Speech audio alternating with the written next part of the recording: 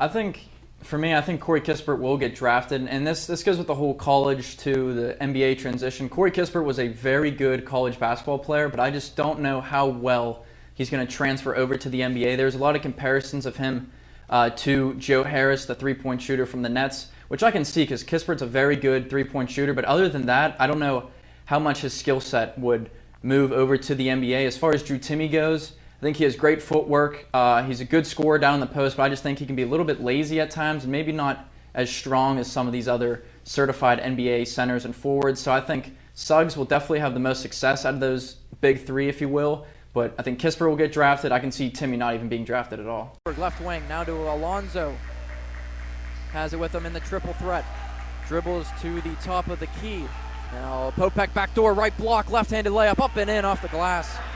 Great cut and finish by Matt Popek. We've seen that backdoor cut a couple times from tonight.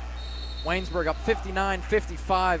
Chatham timeout, 6:43 to go, second half. 61-57, 4:30 to go, second half. Here's Cintrone, left wing with it. Over to Bennett, Pollock, Marco Cintrone.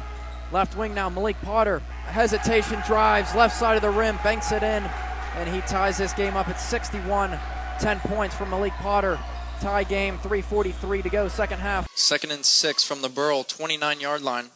Darnell Johnson out in the pistol. Stevenson behind him, 2 receivers to the left. Johnson waits. Johnson gets the snap. Fake handoff to Stevenson. He takes it himself, runs it through the left side of the line. He's got space. He's got a blocker out in front. Johnson down the far sideline, dives to the pylon. Touchdown, Waynesburg. Darnell Johnson with a 29-yard QB run for the touchdown. He had a great block out in front by Nick Higginbotham that allowed him to get to the outside and dive towards that pylon.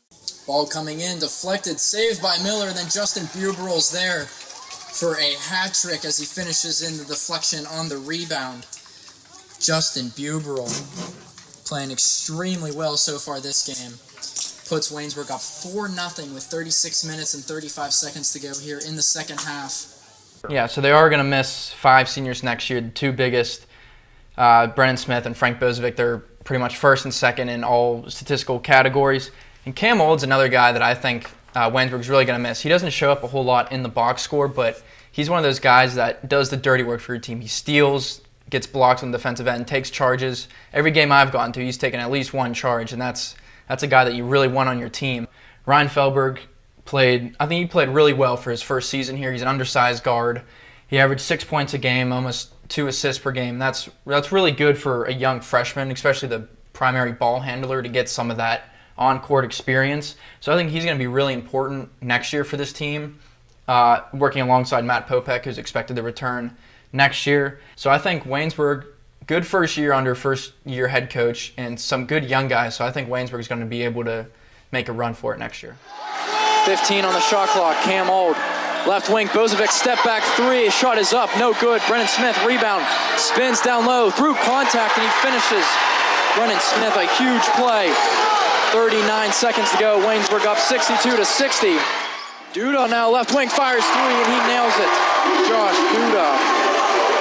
He's got 14 total on the game. Tied at 66, 3 minutes to go in overtime. A big shot from the senior, Josh Duda. Destiny Johnson rebound, also leads the team in rebounds. She charges forward now. Rachel Breckinridge, right wing, 3, yes. Rachel Breckinridge bangs home a 3, her first points of the game. 27-21 now, 3:45 to go in the second quarter. Dia Phillips, she drives, left corner, great dish to Johnson, plenty of time, sets her feet, and she nails a 3. Destiny Johnson, a great sequence of events. She got 9 points.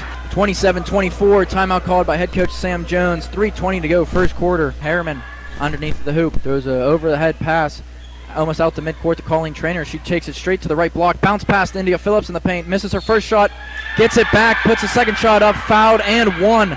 Bonata under center, Stevenson in the backfield. A pitch to Stevenson towards the right side of the line. Stevenson finds a hole, breaks through the line. He's got space out in front of him. Landon Stevenson down to the 20-yard line. He's got 1 defender on his back, but he's not going to get him. Landon Stevenson, an 80-yard touchdown run.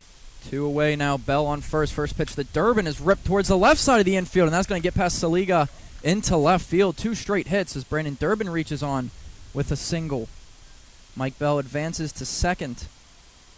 Teal out of the timeout. They come out in shotgun. One receiver to the right, three to the left. Emmanuel Ramsey, the running back to the left of Bakovic in the shotgun. They're down and 5 from midfield. Bakovic takes the snap, looks to his right, now throws over the middle of the field. Pass is deflected, and it's intercepted. Intercepted by Luke Mangus, the sophomore safety. 2 outs. Runners first and second. Still 0-0 here at the Waynesburg University baseball field. Now here comes starting left fielder sophomore Joe Kraft.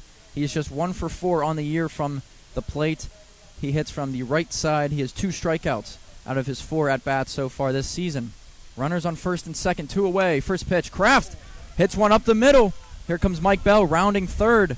Mike Bell coming home, throw not in time. And Mike Bell's going to come in to score the first run of the game. Joe Kraft with an RBI single. Yeah, I have a couple here. I went a little lower on the draft board. Ayo Dosunmu, I think he's been overlooked this entire year. I mean, he was a Player of the Year candidate for the entire season. I know that Illinois lost in the tournament to Loyola Chicago, but Ayo is one of my, if not my favorite player to watch during the entire season. He's got great size at 6'5", 200 pounds. He can do everything. He can score the ball, dish out assists, grab rebounds. He was the leader on that team. I think he's a NBA-ready player. He has great vision with the ball in his hands. He's not the best defender, but he's willing to defend, and he leaves his heart out on the court every single game. For WCTV Sports, I'm Tanner Cyprowski.